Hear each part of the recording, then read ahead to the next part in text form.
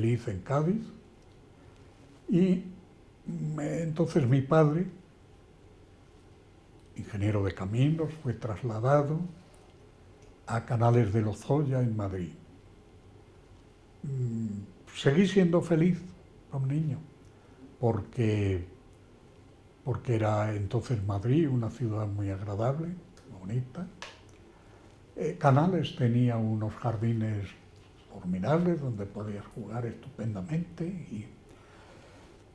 Y entonces, pues cuando yo tenía 5 años, en ese momento, pues estalló la guerra de España. Eso significó que ya nos quedamos mi madre y yo solos en Madrid, lo cual fue para mi madre muy duro y durísimo, ¿no? Porque además no estábamos muy lejos de las líneas del frente. Cuando terminó la guerra, pues continuó siendo para mí duro como niño, porque mi padre fue hecho prisionero después en Cataluña.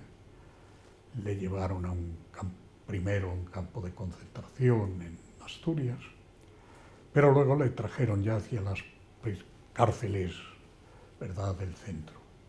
Y entonces pues le visité en muchas cárceles y en Madrid, y la última fue en Toledo, ¿verdad?, donde estaba dirigiendo unos trabajos forzados allí.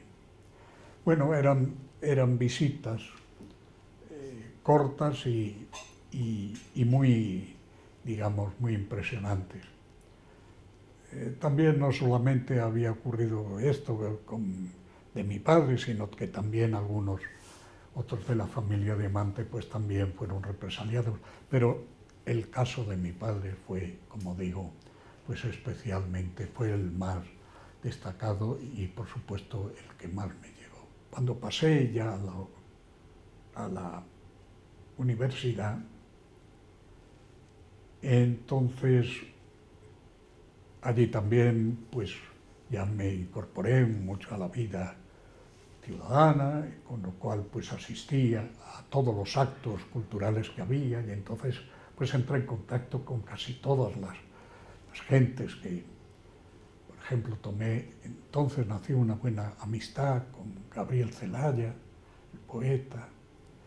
También conocí a Blas de Otero, no tanto como Gabriel, pero también, y además le estimaba muchísimo, pero también otras personas, ya digo, de toda la cultura. Y entonces, al mismo tiempo, pues yo cogí la buena costumbre de ir a Francia. Yo entonces, estudiante, apenas tenía dinero, lo cual quiero decir que podía estar como unos pocos días, pero para estar más tiempo, ¿verdad?, pues entonces me buscaba allí un trabajo. Habitualmente ese trabajo, el que más recuerdo de los trabajos que hice, fue en la construcción, porque lo que se trataba era de poder estar el mayor tiempo y además de poder comprar libros, que me venía siempre, volvía con 2 maletas llenas de libros, y por supuesto pues de haber asistido a los cines, sobre todo, también a los teatros, pero sobre todo a los cines. A los teatros asistía, sí, al Teatro Nacional Populaire, los montajes de Jean-Louis Barrault, en fin, a los espectáculos de Marcel Marceau, etc. Pero sobre todo era el cine. Y más de los cines corrientes, que eran interesantes porque pasaban películas que entonces no podían, sin embargo, por la censura, pasarse en España, pues sobre todo era la maravillosa Filmoteca, la Cinemateca francesa. Entonces prácticamente la Cinemateca del mundo era la Cinemateca que había creado Langlois, hombre encantador, ¿verdad?, y demás, con el que tengo un gran recuerdo. Y aparte de descubrir entonces todo eso que tú te sabías de memoria de la historia del cine, creo que no lo habías podido ver, pues tenías la suerte de poderlo ver allí. Y era pues como una cosa mágica. Aparte de eso, por si eso fuera poco, que ya no, que era una maravilla, pues daba la casualidad de que allí asistía, por ejemplo, prácticamente todos los días, la historiadora Lotte Eisner, la famosa historiadora del cine alemán, que hizo el famoso libro de L'Écran de Moniac, y luego también otro estupendo sobre Murnau, pero y que al mismo tiempo muy amable, muy cariñoso, y que por ejemplo me presentó un día a Fritz Lang, al cual volvería años después a reencontrarle en Venecia, y allí también conocí, me fue presentado, que se me lo presentó la Erich von Stroheim, que me hizo una impresión memorable porque fue la primera vez que se hacía la retrospectiva de su obra completa. Cuando viene a España, da la casualidad de que me entero, veo una película sencilla, que es Esa pareja feliz, de Bardem y Berlanga. Entonces, al mismo tiempo, me entero de que han sido alumnos de la escuela de cine y de que han hecho esa película. Y para empezar, ya voy a estar en contacto persiguiéndoles y estando en contacto con ellos, tan distintos, y voy a tener un largo contacto y una enorme, muy fuerte con Juan Antonio Bardem, pero también con Luis. Entonces, ahí se nace una admiración y una amistad que va a durar toda la vida.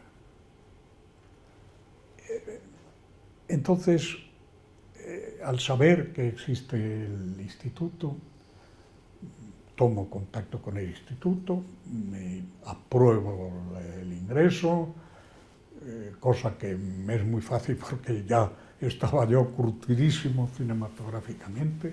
Ahí, cuando ya empieza la parte más seria, es el momento en el cual me entregan el material, se lo daban al director, al alumno de dirección, el material, ¿verdad?, para rodar la película. Yo me agarro ese material y, sin encomendarme a Dios ni al diablo, pues agarro, y aprovechando que un compañero era Carlos Saura, pues con el que tenía bastante buena relación, buena amistad, pues porque yo además había sido muy amigo de su hermano Antonio, el pintor, pues entonces, aprovechando que tiene Carlos una cámara, pues ruedo la película, mi primera práctica antes del desayuno. La película, creo, todavía se pasa a veces en alguna, digamos, de vanguardia, porque realmente creo que es un filme experimental, muy radical y bastante interesante. Pero lo que ocurre es que en la escuela, que les parece muy interesante, tan interesante que Carlos Serrano de Olma y el juez consideran que no puede considerarse porque la he rodado como me ha dado la gana y por tanto no puede ser aceptada como ejercicio. Lo cual resulta, y que es, bueno, que es un alegrín para mí, porque la película pues me dicen que tengo que rodar otra cosa, y entonces lo que ruedo eso es el proceso, que es dentro de un estilo que yo llamaba neoexpresionismo realista, pues inspirado en el proceso de Kafka. En esos momentos hago también con alumnos de la escuela, creo un grupo teatral con el que represento La máquina de sumar de Elmer Rice, que es una pieza expresionista de la que hago un tratamiento libre, que tiene un éxito muy grande. Digo, ahí están las críticas del ESE, y que va a ser muy interesante porque justamente ese éxito permite que yo me quiero. A esas alturas he sido uno de los que han creado la primera célula antifranquista en la Universidad de Madrid. Y entonces, pues por una parte, esa célula, lo que pensamos, imaginamos también es la creación de una plataforma legal que, digamos, que esconda y disimule la actividad clandestina. Y para ello pues se crea el Congreso Universitario de Escritores Jóvenes, mediante el cual pues podemos reunirnos, cosa que entonces no se podía hacer, publicar determinados boletines, mantener una relación y demás con gente no solo de Madrid sino de fuera. Bien, y como contaba, pues al mismo tiempo me interesaba mucho estar sobre todo en el epicentro de la inquietud estudiantil, que era en la Universidad Central de San Bernardo. Entonces, justamente, como contaba, el éxito del montaje de La máquina de sumar hace que yo hago una gestión y me nombran director del teatro de la Universidad Central, con lo cual ya se justifica el que yo pueda estar allí. Y me parece interesante destacar en especial un acto importante que es dedicado, un acto a la muerte, con ocasión de la muerte de Ortega. Se hace un acto, un homenaje laico a Ortega, homenaje laico que consiste en que vienen de todas las facultades, citamos de todas las facultades para que confluyan en la Universidad de San Bernardo, y desde ahí se inicia una marcha que hasta la tumba de Ortega. Dentro de esa marcha pues se corta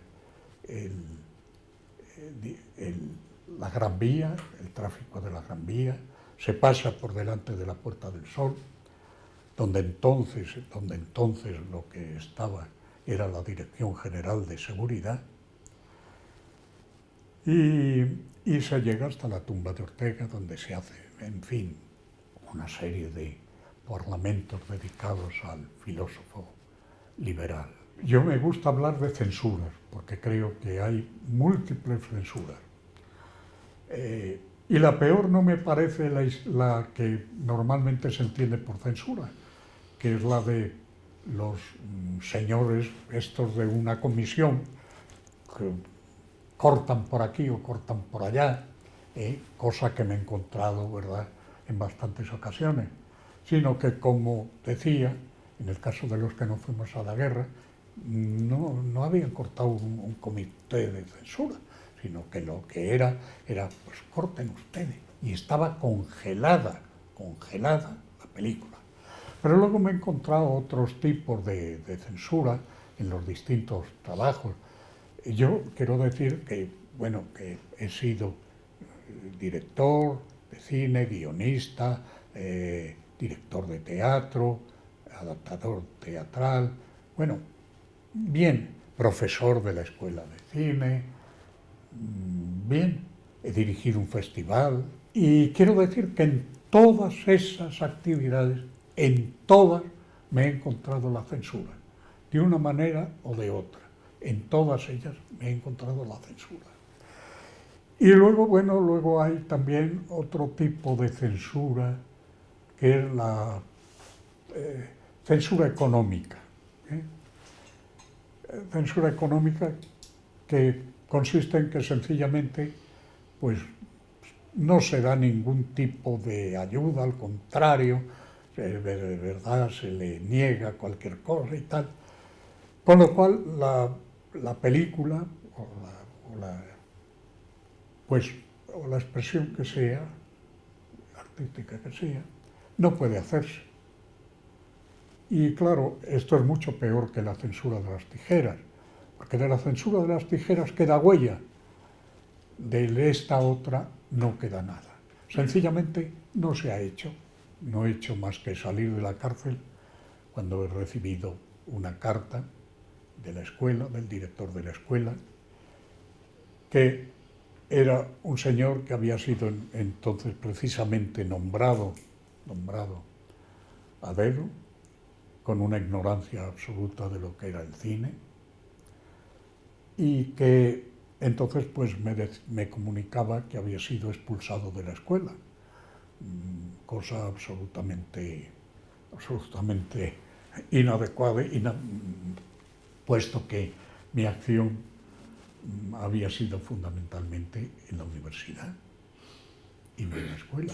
Y entonces cuando soy readmitido es, ¿verdad?, pues ya dentro de que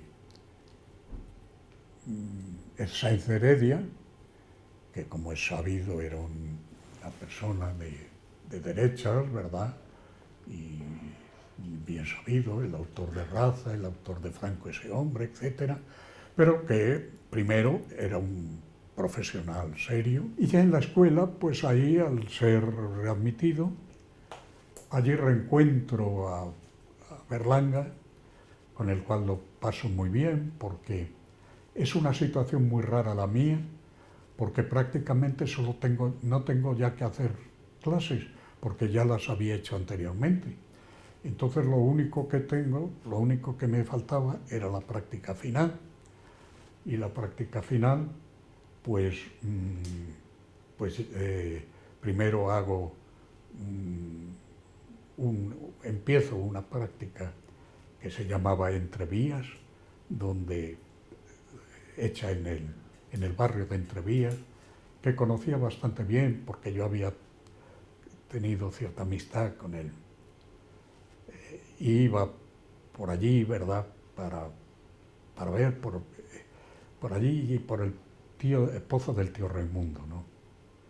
Y entonces, pues cuando estaba antes de terminar, de pronto vieron aquello y dijeron, pues no vale como práctica, y tuve que hacer otra práctica que fue La lágrima del diablo. Y luego, pues al mismo tiempo también, pues hago un documental que es Velázquez y lo velazqueño, que es presentado en Berlín y premiado allí, recibe una mención de honor, cosa bastante llamativa.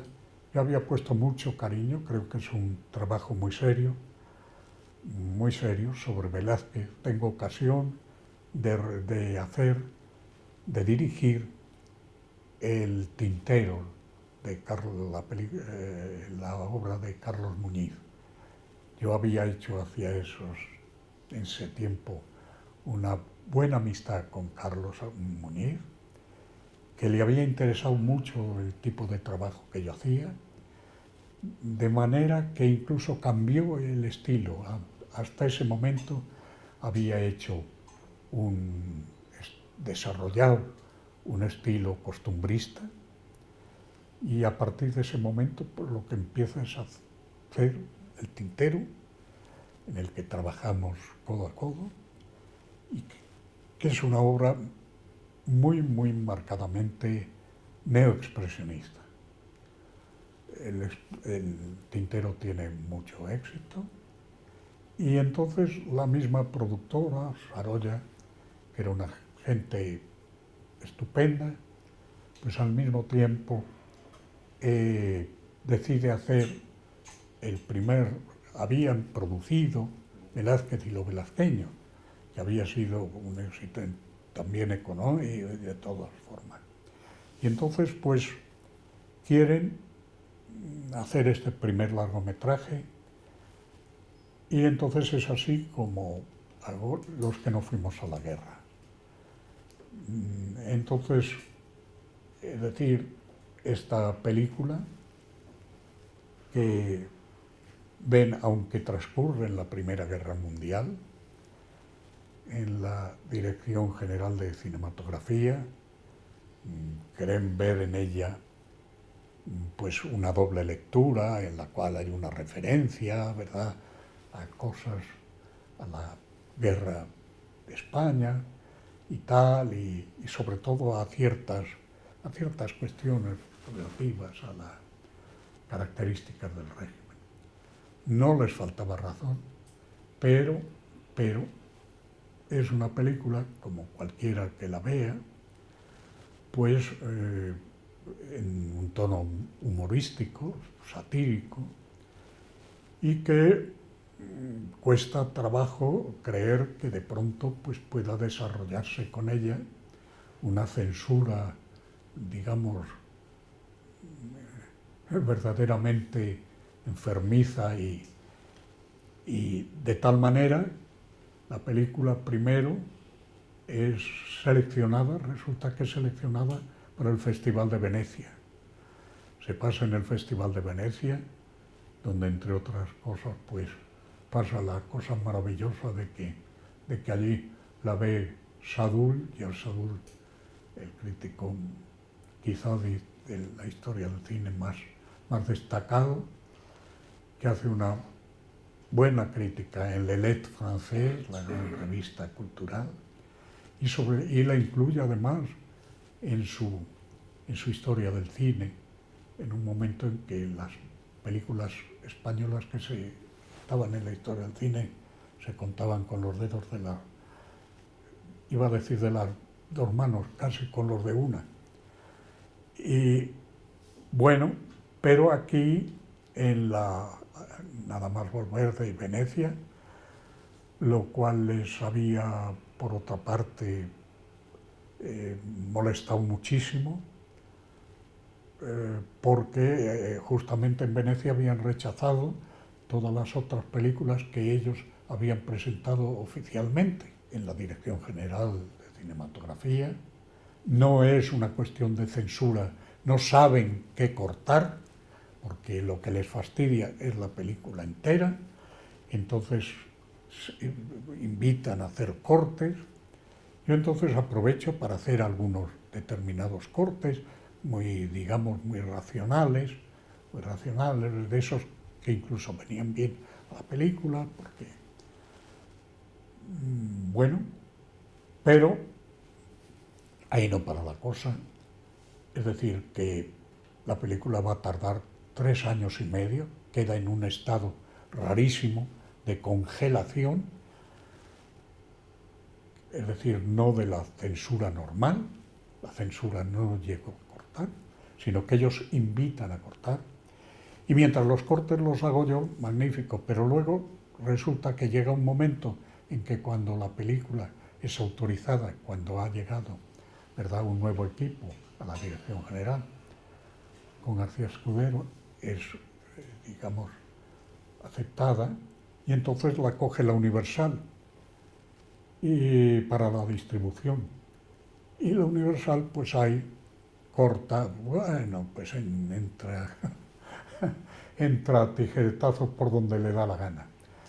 Tanto es así que a partir de ese momento yo no autorizo que la película, que me la piden de festivales no autorizo que se pase ninguno de ellos. Y entonces tienen que pasar Bueno, muchos años, 30, quizá, sí, no tantos, pero casi, en que la película luego, pues ocurre que por una circunstancia muy curiosa, de que de que, de que la Filmoteca de Varsovia solicita 10 películas, copia de 10 películas españolas de la historia del cine español, y da la casualidad de que una de ellas es esta. Y entonces, con tan fusto motivo, inicio una búsqueda detectivesca y consigo encontrar los cortes que habían sido hechos, felizmente, porque yo creía que los habían hecho en la Censura, resulta que no, que habían sido en la Universal, y entonces resulta que estaban con gran asombro, después de una búsqueda, pues resulta que estaban guardados en el laboratorio. Entonces, bueno, me metí, los reintegré, y después de eso, pues ya se pasó en una sesión especial de San Sebastián, y luego se pasaron en otros muchos festivales y filmotecas, en fin, ya tuvo su vida.